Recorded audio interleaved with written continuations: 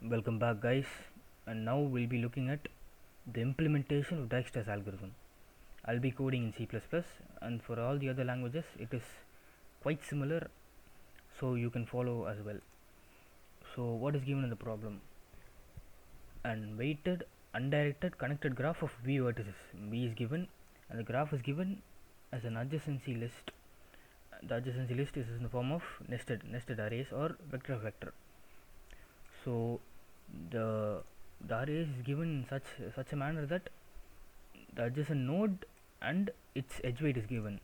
So for the 0th node, if you look at the first example, for the 0th node, its adjacent node is 1 with edge weight 9, and for the first node, its adjacent node is 0 with edge weight 9. And similarly, if you look at the second example as well, there are 3 vertices, and the adjacent node is given as for the 0th node, its adjacent node is 1 with edge weight 1 and 2 with edge weight 6. And similarly, for the second node is adjacents, and for the third node it's adjacents. The source is 2. So basically the source node is 2, and we will need to find, what do we need to find? We need to find the shortest distance from the source vertex to every other vertex in the graph, and we will need to return those distances, the shortest distances, in the form of a list or vector in C++. So we are exclusively given a note that the graph doesn't contain negative edge cycles or negative weight cycles. We'll look about this in the last part of the video, but for now we'll implement Dijkstra's algorithm. So for Dijkstra's algorithm, what is the data structure that we'll be using? We'll use the priority queue, and how do we need to store our data? We need to store our data in a pair of integers. Why a pair of integers? Because the first one will store the distance from the source till the current node, and the second integer will store that node. So why do we use a priority queue? Because it will give the because we need the minimum edge weight, and we'll take that node with the minimum edge weight.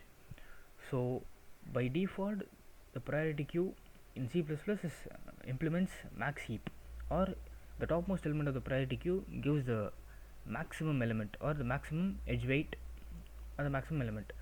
So we need to turn it into min heap, or we need to implement the priority queue in such a way that the topmost element gives the minimum element. So by doing this,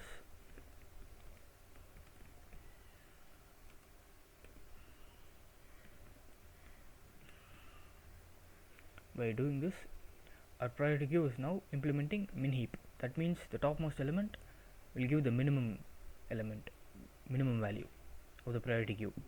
So now that our priority queue is initialized, we would need a distance array which will be returning as the answer. So this is our distance array, and we know that there are v vertices, so we will initialize them with the maximum value, let's say 1e9. So our distance array will be like this,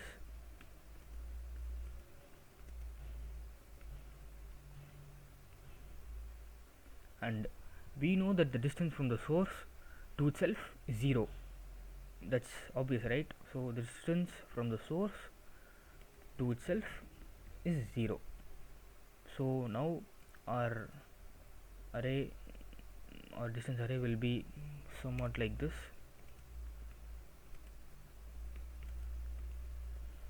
So the distance from the source, let's say this is the source, so from distance from the source to source is 0, and distance from source to every other node is unknown or undefined as far as we know. So we'll need to calculate these distances, and we'll calculate them now. So we know that the distance from source to itself is 0, so initially we'll push it into our priority queue. So what is the structure of the priority queue? It is a pair with the first element containing the distance and the second element containing the actual node. So the distance from the source and its distance is 0. So we'll now do the following algorithm computation till our priority queue becomes empty. So how does our algorithm go? We'll take the topmost element from the priority queue. So what is our topmost element in the form of a pair of int? So the current distance is the first part, and the node is in the second part, and we will need to remove this or pop the topmost element from the priority queue. So we now have the minimum distance and the node with the minimum distance from the priority queue, and now we will need to go to its adjacent nodes. So for all the adjacent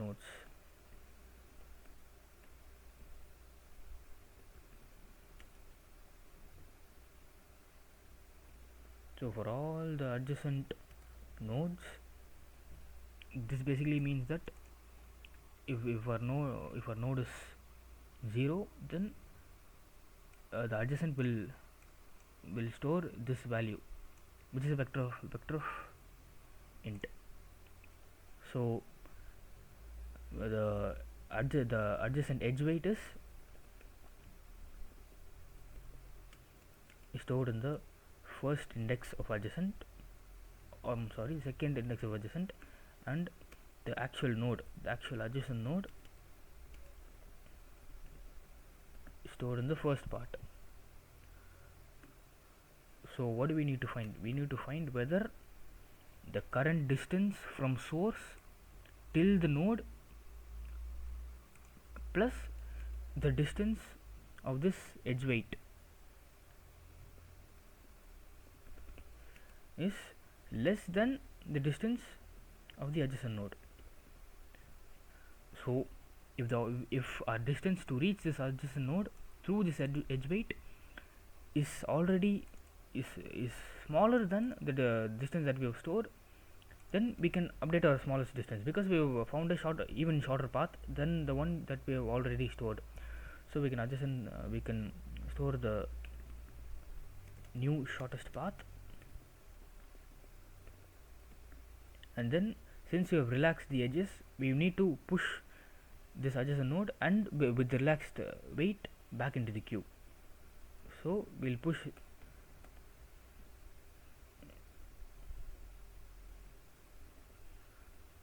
the distance and the adjacent node. Likewise, this computes, we'll keep on computing for every minimum element in the priority queue, and every time we relax the edges till the priority queue becomes empty.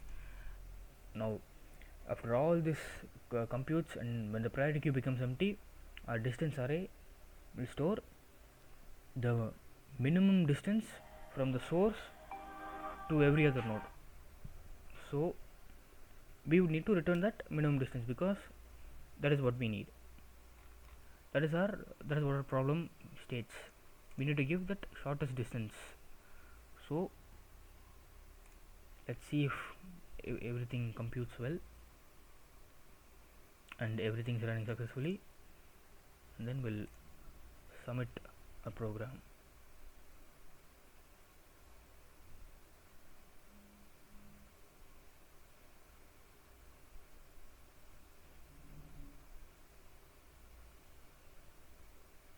And our program has run successfully, and that is how we'll implement Dijkstra's algorithm using a priority queue in C++. And now, what is this negative edge cycle, and why does Dijkstra not compute for these negative edge cycles as well? So when we look at a graph which contains a negative edge cycle, let's say 2, don't mind the direction, let's say this is an undirected graph with an edge of 2. So initially the distance from 1 to 1 is 0. So Now the initial distance from 1 to 2 is minus 2. Now the distance from 1 to 2 and then back to 1, that is from 1 to 2 to 1, is minus 2 plus minus 2, which is minus 4, which is even less than 0. So we'll be updating it to minus 4. And likewise from the distance from 1 to 2 to 1 and then back to 2 will be minus 6. So and likewise this will keep on going back and forth infinitely, because we're trying to minimize it, right? So hence why Dijkstra's algorithm doesn't work for negative edge cycles. But there is another algorithm called Bellman-Ford's algorithm that will consider the negative edge cycles as well, and we'll look about that algorithm in the future. And so that's all you need to know about Dijkstra's algorithm, and I hope you understood this implementation. Thank you for watching.